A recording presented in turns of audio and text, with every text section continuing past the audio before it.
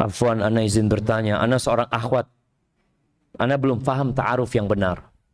Apalagi untuk orang yang mungkin baru kenal.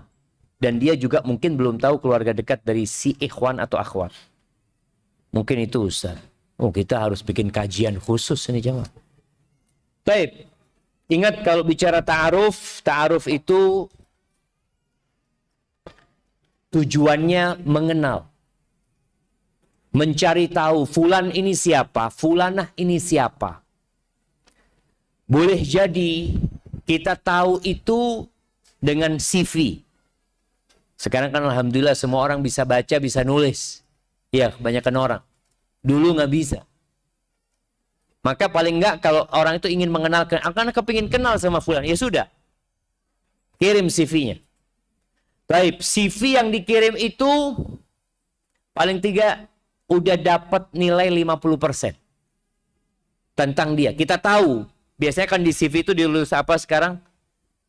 Apa yang disukain ya, apa yang nggak disukain, karakter buruknya apa, ngambulan, kayak nangisan atau apa. Biasanya disebutkan. Ini cuma 50%. Karena lihat banyak sekarang biru-biru ta'aruf ya. Biru ta'aruf apa? Bukan biru cuma. Hah? Biro jodoh ya. Biro jodoh. Jangan percaya kepada yang ditulis di sana kecuali 50%. Sudah banyak korbannya yang percaya dengan yang tertulis di sana. 50% ya gimana? Cari tahu dari orang lain. Ta'arufnya itu lewat yang lainnya. Kalau kita tanya kepada perempuan tersebut, boleh nggak nanti ngomong saat anak tanya ini tuh? Boleh nanti, asalkan tidak berkholwat. Kalau ada yang ingin dibicarakan gitu, datang kepada keluarganya. Tapi lisan itu bisa berdusta. Orang tuh bisa ngomong. Data itu bisa direkayasa, dibuat.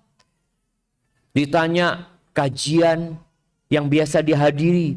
Kajian Ustadz Syafiq, Ustadz Fulan, Ustadz. Betul dia nggak bohong, sekali doang hadirnya.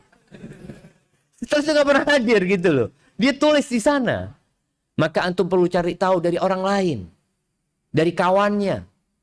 Kalau dia kerja, Nabi SAW ini buat akhwat nih ingat. Nabi SAW menitik beratkan kepada dua perkara. Agama dan akhlak. Kalau bicara agama mungkin bisa cari tahu dengan ya masjid yang dekat rumahnya. Gimana fulan ini ke masjid apa enggak? Gimana ibadahnya fulan? Tanya. Ada imam di sana tanya, fulan gimana? Masya Allah, fulan yang rumahnya di gang sebelah masjid. Iya, Masya Allah. Setiap anak khutbah Jumat selalu kelihatan telat dia datangnya. Itu calon yang kau mau kawinin tuh kayak gitu, telat dia terus Jumatannya. Ini agama. Ya perlu nggak apa-apa. Ini termasuk ghibah yang diperbolehkan. Kita cari tahu seperti itu. Fulan suka telat sholatnya. Subuh nggak pernah kelihatan.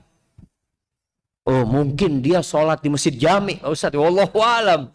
Artinya dia nggak pernah kelihatan sama dia. Yang kedua akhlaknya.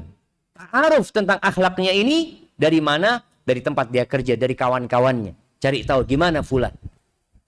Kalau di masjid kan agamanya yang kelihatan. Makanya Umar bin Khattab radhiyallahu taala anhu ketika ada seorang hendak menjadi saksi, Umar bertanya, "Man yuzakki?" Siapa yang merekomendasikan engkau? Ada sahabat mengatakan ana. Ada orang di sana mengatakan ana ya Amirul Mukminin. Engkau tahu sama dia? Iya kata dia. Hal safarta ma'ahu? Engkau pernah melakukan perjalanan jauh safar dengan dia? La ya Amirul Mukminin. Hal amaltahu bidirhamin au dirhamain? Engkau pernah muamalah urusan fulus?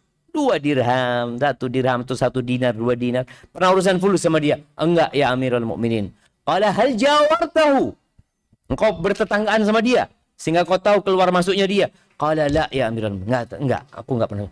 Oh, la'allaka ra'aitahu yusalli fil masjid. Engkau mungkin kelihatan dia salat di masjid. Iya ya Amirul Mukminin. Anta la ta'rifu. Engkau enggak kenal sama orang ini. Jadi kalau mau kenal, ya kita perlu tahu kawannya. Siapa sohibnya?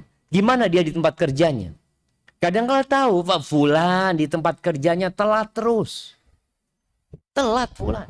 Di kantor kadang-kala dia ya main game ini dan itu.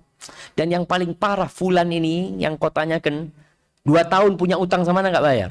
Oh selesai sudah. Antum cari yang lain ya jemaah. Nah.